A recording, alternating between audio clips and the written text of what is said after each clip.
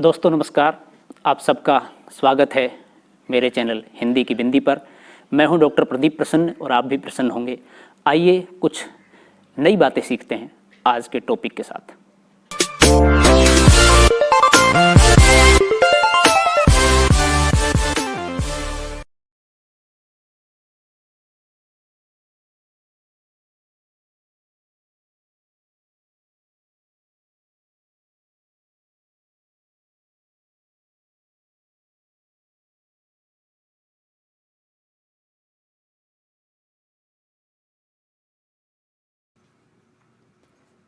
विद्यार्थियों, आज की वीडियो हम बना रहे हैं कक्षा 11 की हिंदी पुस्तक अंतरा के पाठ संतो देखत जग बोराना। कवि कबीर द्वारा लिखा गया है ये। और इस वीडियो में हम इस पाठ से संबंधित प्रश्नों के उत्तरों को लेकर के बातचीत करेंगे, अर्थात उनके उत्तर बताएंगे। आपको बता दें कि इस पाठ का एक वीडियो हम पूर्व में बना चुके हैं, जिसमें पाठ का वाचन, कवि का परिचय, अर्थ, भाव और व्याख्या आदि को विश्लेषित कर चुके हैं। यदि आपने वो वीडियो न देखा हो तो आप हमारे चैनल पर विजिट करके वीडियो देख सकते हैं। तो आइए शुरू करते हैं आज की वीडियो। आप देख रहे हैं हिंदी की बिंदी चैनल। तो पाठ्य पुस्तक के प्रश्न अभ्यास पद के साथ पहला प्रश्न है, कबीर की दृष्टि में ईश्वर एक है, इसके समर्थन में उन्होंने क्या तर्क दिए हैं? उत्तर है, कबीर ने ईश्वर को एक माना है। उन्होंने इसके समर्थन में निम्नलिखित तर्क दिए हैं। संसार में सब जगह एक पवन व एक ही जल है, सभी में एक ही ज्योति समाई है, एक ही मिट्टी से सभी बर्तन बने हैं, एक ही कुम्हार मिट्टी को सानता है, सभी प्राणियों में एक ही ईश्वर विद्यमान है, भले ही प्राणी का रूप कोई भी हो। तो इन सब तर्कों से कबीर ने स्पष्ट करने का प्रयास किया है कि एक ही ईश्वर है। अगला प्रश्न है दूसरा, मानव शरीर का निर्माण किन पंच तत्वों से हुआ है? उत्तर है, मानव शरीर का निर्माण धरती, पानी, वायु, अग्नि व आकाश, इन 5 तत्वों से हुआ है। मृत्यु के बाद में ये पांचों तत्व अलग अलग हो जाते हैं, और जैसे ही ये अलग होते हैं तो हमारी मृत्यु होती है। एक तरह से यही प्राण है, ये सब निकल जाते हैं उस तन से। उसके बाद व्यक्ति निष्प्राण बचता है। अगला प्रश्न है, जैसे बाढ़ी काष्ठ की काठई अग्नि न काटई कोय, सब घटी अंतरी तू ही व्यापक धरई स्वरूपी कोय। इसके आधार पर बताइए कि कबीर की दृष्टि में ईश्वर का क्या स्वरूप है? उत्तर है, कबीरदास ईश्वर के स्वरूप के विषय में अपनी बात उदाहरण से पुष्ट करते हैं। वे कहते हैं कि जिस प्रकार बढ़ई लकड़ी को काट देता है परंतु उस लकड़ी में समाई हुई अग्नि को नहीं काट पाता, उसी प्रकार मनुष्य के शरीर में ईश्वर व्याप्त है। शरीर नष्ट होने पर आत्मा नष्ट नहीं होती, वह अमर है। आगे वह कहता है कि संसार में अनेक तरह के प्राणी हैं, परंतु सभी के हृदय में ईश्वर समाया हुआ है और वह एक ही है। दूसरे शब्दों में कहा जा सकता है कि ईश्वर एक है, वह सर्वव्यापक है तथा अजर अमर है। वह सभी के हृदयों में आत्मा के रूप में व्याप्त है। अगला प्रश्न है, कबीर ने अपने को दीवाना क्यों कहा है? उत्तर है, दीवाना शब्द का अर्थ है पागल। कबीर स्वयं के लिए इस शब्द का प्रयोग इसलिए कर रहे हैं क्योंकि वे झूठे संसार से दूर प्रभु यानी कि परमात्मा में लीन हैं, भक्ति में सराबोर हैं। उनकी यह स्थिति संसार के लोगों की समझ से परे है, अतः वे स्वयं के लिए इस शब्द का प्रयोग कर रहे हैं। यानी कि वो ईश्वर में, प्रभु में, परमात्मा में इतने तल्लीन है कि बाकी चीज़ों की उनको चिंता नहीं है। इसलिए अपने आप को वो दीवाना कहते हैं। उस परमात्मा के प्रति इतनी अधिक उनके मन में लगन है कि शेष चीज़ों की वो परवाह नहीं करते हैं। दुनियादारी की, समाज की, रिश्तों की, खान पान की, जात पात की, ऊंच नीच की, इन सब चीज़ों के बारे में। प्रश्न नंबर 5 है, कबीर ने ऐसा क्यों कहा है कि संसार बोरा गया है, यानी कि पागल हो गया है? तो उत्तर है, कबीरदास कहते हैं कि ये संसार बोरा गया है क्योंकि जो व्यक्ति सच बोलता है उसे यह मारने को दौड़ता है। उसे सच पर विश्वास नहीं है। कबीरदास तीर्थ स्थान, तीर्थ यात्रा, टोपी पहनना, माला पहनना, तिलक, ध्यान आदि लगाना, मंत्र जपना आदि तौर तरीकों को गलत बताते हैं। वे राम रहीम की श्रेष्ठता के नाम पर लड़ने वालों को गलत मानते हैं, क्योंकि कबीर की दृष्टि में ईश्वर एक है, वह सहज भक्ति से प्राप्त हो सकता है। इन बातों को सुनकर समाज उनकी निंदा करता है तथा पाखंडियों की झूठी बातों पर विश्वास करता है। अतः कबीर को लगता है कि संसार पागल हो गया है। क्यों?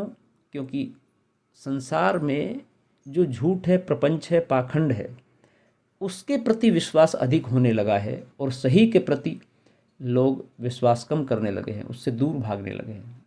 इसलिए कबीर कहते हैं कि संसार पागल हो गया है, बोरा गया है। अगला प्रश्न है छठा, कबीर ने नियम और धर्म का पालन करने वाले लोगों की किन कमियों की ओर संकेत किया है? तो उत्तर है, कबीर के अनुसार स्वयं को नियम और धर्म का पालन करने वाला मानने वाले लोग आत्म तत्व की सर्वव्यापकता को छोड़कर पत्थरों को पूजते हैं। वे आत्मा की आवाज़ को मारकर पत्थरों में ईश्वर को ढूंढ रहे हैं। जो उनके भीतर ही विद्यमान है, उसे मारकर बेजान पत्थरों में परमात्मा को खोजना भारी भूल है।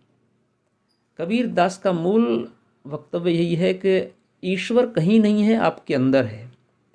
आपके अंदर है से तात्पर्य उनका यही है कि सद कार्य करो, अच्छे काम करो, किसी के साथ बेईमानी मत करो, बुरा मत करो, अन्याय मत करो। आप अलग से कहीं भी कुछ भी ईश्वर को पूजने का, किसी मंदिर, मस्जिद, गुरुद्वारे, गिरजा में जाने का कोई ढोंग मत करो, कोई आवश्यकता नहीं है। कबीर ये कहते हैं, आपके मन में है ईश्वर है तो बस। अगला प्रश्न है, अज्ञानी गुरुओं की शरण में जाने पर शिष्यों की क्या गति होती है? उत्तर है, अज्ञानी गुरुओं की शरण में जाने पर शिष्यों का उपकार नहीं होता, अपितु ऐसे गुरु शिष्यों को गलत रास्ते दिखाते हैं। वे घर घर मंत्र देते फिरते हैं तथा अभिमान में डूबे रहते हैं। अभिमान के कारण ये ईश्वर को प्राप्त नहीं कर पाते और दोनों का अंत बुरा हो जाता है, गुरु का भी, शिष्य का भी।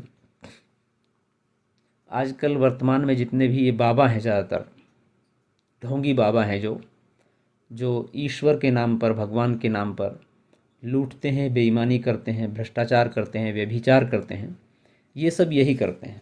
तो इस तरह के जो ढोंगी बाबा है, ऐसे जो पाखंडी गुरु हैं, उनकी शरण में नहीं जाना चाहिए। सच्चे मन से सही गुरु के पास जाना चाहिए ताकि वो आपको सही रास्ता दिखा सकें। अगला प्रश्न है, बाह्य आडंबरों की अपेक्षा स्वयं यानी कि आत्मा को पहचानने की बात किन पंक्तियों में कही गई है? उन्हें अपने शब्दों में लिखें। तो वे पंक्तियां हैं, आत्म मारी पखानहि पूजई, उनमें कछुनहि ज्ञाना, साखी शब्द ही गावत भूले, आत्म खबरी न जाना। कबीर ने उपयुक्त पंक्तियों में स्वयं यानी कि आत्मा को पहचानने की बात कही है। आत्मा हम सभी के भीतर सजग सचेत अवस्था है। उसे मारकर बेजान पत्थरों में खोजने की बजाय स्वयं को पहचानना चाहिए। साखियाँ और शब्द गाते हुए हमें उसको नहीं भुलाना चाहिए। जो चरम और परम तत्व हमारे भीतर है, सब प्रकार के आडंबरों का त्याग कर स्वयं को पहचानना ही उचित मार्ग है। स्वयं को पहचानने से मतलब यह है आपका कर्तव्य। आपका जन्म मनुष्य रूप में हुआ है तो आपका जन्म व्यर्थ गंवाने के लिए, समय नष्ट करने के लिए बाह्य आडंबरों में पड़ने के लिए नहीं है, बल्कि उसका सही उपयोग, सदुपयोग कीजिए और सदगुरु के माध्यम से ईश्वर को, परमात्मा को पहचानिए और उसकी आराधना कीजिए। पद के आसपास के प्रश्नों के उत्तरों को देखें तो पहला प्रश्न है, अन्य संत कवियों जैसे कि नानक, दादू और रैदास आदि के ईश्वर संबंधी विचारों का संग्रह करें और उन पर एक परिचर्चा करें। हालांकि ये विद्यार्थी स्वयं भी कर सकते हैं, लेकिन एक उत्तर हम आपके सामने रख रहे हैं, आप उसको देख करके अपने हिसाब से अन्य प्रकार से भी लिख सकते हैं। उत्तर है, कबीर की भांति नानक, दादू और रैदास भी निराकार ब्रह्म के उपासक थे। नानक सिखों के धर्मगुरु भी थे, अतः उनकी रचनाएं गुरु ग्रंथ साहब में संकलित हैं। उनके विचार बिल्कुल कबीर के समान ही थे। एक जगह नानक जी लिख रहे हैं, एक नूर से सब जग उपजा, कुदरत दे सब बंदे। यानी कि वो कहते हैं कि एक नूर से सब जग उपजा, सारी संतानें एक ही ईश्वर की है, भेद नहीं करना चाहिए। ये कुदरत के सारे बंदे हैं, भाई हैं, सब सखा हैं। इसी तरह दादू और रैदास भी ईश्वर को निराकार मानकर मन की शुद्धता पर बल देते हैं। प्रभु जी तुम चंदन हम पानी, जाकी अंग अंग बास समानी। रैदास जी का बड़ा ही प्रसिद्ध दोहा है, बड़ी प्रसिद्ध पंक्तियां हैं। रैदास मीरा के समकालीन कवि माने जाते हैं। वे भी ब्रह्म को निराकार मानकर मनुष्य से उसका संबंध अभिन्न मानते हैं। तो ये सारे ही संत जो हैं, जो निर्गुण संत हैं, ये सभी एक ही ईश्वर की आराधना पर बल देते हैं, एक ईश्वर को एक ही रूप में मानते हैं। अगला प्रश्न है, कबीर के पदों को शास्त्रीय संगीत और लोक संगीत दोनों में लयबद्ध भी किया गया है। जैसे कुमार गंधर्व, भारती बंधु और प्रहलाद सिंह टिप्पणियाँ आदि द्वारा गाए गए इनके कैसेट्स अपने पुस्तकालय के लिए मंगवाइए और पाठ्य पुस्तक के पदों को भी लयबद्ध करने का प्रयास करें। विद्यार्थियों, आप कबीर के इन पदों को, दोहों को, शब्दों को इन सभी गायकों की गायकी के माध्यम से सुन सकते हैं और यूट्यूब पर भी उपलब्ध हैं, आप उन्हें भी देख सकते हैं, सुन सकते हैं। बाकी कैसेट्स वगैरह मंगवा सकते हैं, वो पुस्तकालय का काम है, चूँकि आप कह सकते हैं सिर्फ अपने अध्यापकों से, बाकी मैनेजमेंट और स्कूल मंगवाएगा। तो आप प्रयास कर सकते हैं, लेकिन यदि आप सुनना चाहें तो इन सब ने जो गाया है वो यूट्यूब पर उपलब्ध है, आप सुन सकते हैं, बहुत अच्छा गाया है।